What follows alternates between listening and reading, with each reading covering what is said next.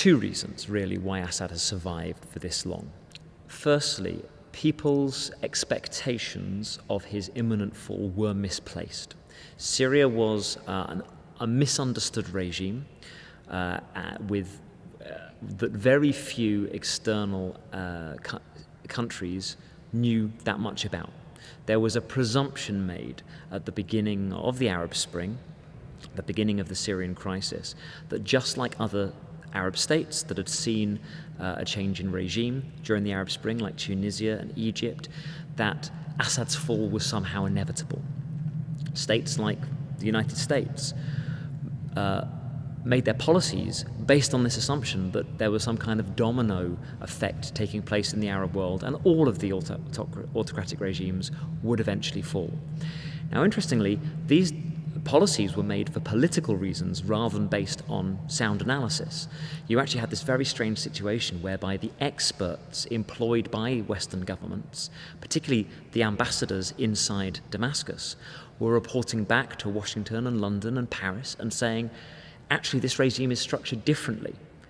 The military will not turn on Assad. There will not be an internal coup as there was in Tunisia and Egypt. And actually, this regime, whilst threatened, is not going to fall anytime soon.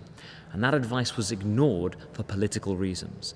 The leaders of the United States, of France, of Britain said, no, we believe he is going to fall, so we're going to ignore that advice. That was one huge mistake. It was also one shared by other regional powers as well. Saudi Arabia, Qatar, and Turkey all believed the Assad regime was going to fall very swiftly. So that was the first problem, that people misjudged the regime, that actually it was structured in a different way. Its military and its security services were going to be far more ruthless in clinging on to power than had been the case in Tunisia and Egypt. That said, it has endured a civil war for 5 years, and it is questionable whether or not it could have survived that long without important external support. And it has received key support from external actors, most importantly Iran and Russia.